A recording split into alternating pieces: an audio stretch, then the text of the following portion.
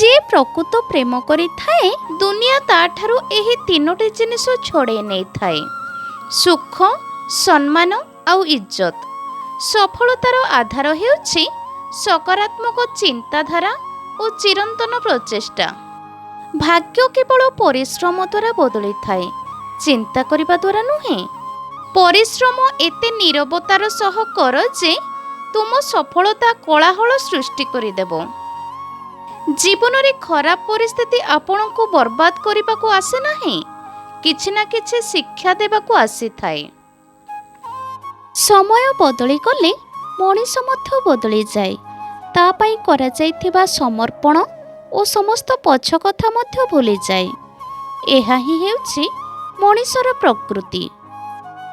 दिन रे हजारे देखा परे मोबाइल रे अनेक समय गप परे रातिरे काहा कथा बारंबार मने पड़िबा ताहा हेउछि प्रेम।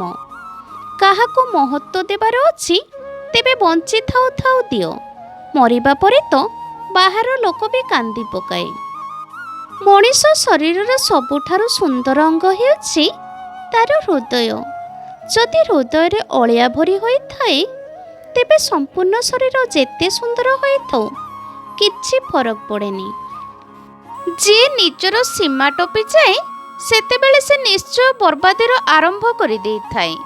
जल, पवन कि अग्नि हेउ कि मनीषर अति भल पाइबा कि अति घृणा हेउ, संघर्ष को देखि हारि जाऊ नाही। मने रख, जेते बड़ संघर्ष हेबो सेते बड़ सफलता भी मिलिबो। मिछ कहि विश्वास भांगिबा अपेक्षा सत कही संपर्क भांगी देबा भलो होई थाए। कारण संपर्क आउ थरे गढ़ी हेबो, हेले विश्वास नुहे। आपण सब बेले खुशी रे रहिबा ही आपणक शत्रुंक पई जंत्रणादायक होई थाए। खोला आखिरे बड़ स्वप्न देखंतु, कारण रातिर स्वप्न तो सकाळे आखि खोलिला मात्रे ही भांगी जाई थाए। जेतेबेले पाद थकी जाए सेतेबेले साहस ही साथ देई थाए। जेतेबेले समस्ते मुह बुलेई दियंती सेतेबेले भगवान केवल साथ देई थांती। सफलतार सीढ़ी चढ़ी गर्व करंतु नाही, काहेकि ना जेउ सीढ़ी ऊपर आड़कू जाई थाए ताहा तळ आड़कू मध्य आसी थाए। आमे सबुबेले आम विषय रे भाबु, जाहा विषय रे चिंता करू सेही माने ही हमको बुझंती नाही। जे तुमको जेतिकी जरूरी बोली भाबुछि तुमे भी तांको ठीक सेतिकी जरूरी बोली भाबो। कारण अति निजर भाबी काहाको अति गुरुत्व देले आवश्यकता तोले तुमे ही कष्ट पाइबो, काहेकि ना तुम जरूरी तांको पाई मूल्यहीन। संसार रे निजर बोले किछि नाही।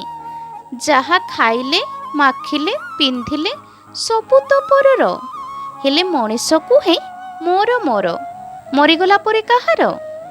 एका एका चलिबारे किछि अलगा मजा थाए। कष्ट तो हुए किंतु काहाको दूरेई देबार भय न थाए। जेउ चंदन काठी घोरी हुए ताहा देवतांको मथारे लागे, आउ जे घोरी हुए नाही ताहा जलिबार कामरे लागे। ठीक सेमिति जेउ मनुष्य दुख कष्ट सही जाए ता पई सुखर समय अपेक्षा करी रही थाए, आउ जे डरी जाए से समय पाखरे हारी जाए। जदि पारुछ नुआ किछि शिखिबारे समय को लगाओ, ज्ञान को निज साथी कर, कारण जीवन रे शिखिबा केबे भी सरे नाही।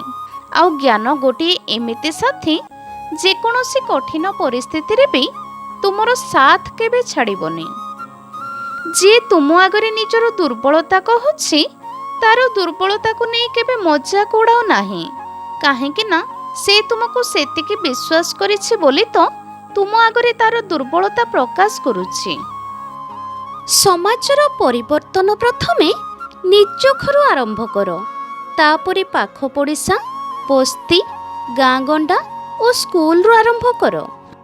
लोक आजिकाली निजे एमिति परिस्थिति सृष्टि करुछंती जेमिति तुमे निजे तांको छाड़िबा पई बाध्य होई जिवो, आउ परे एमिति देखै हुंते जेमिति तांकर किछि भूल नाही, सबो भूल केवल तुमरो।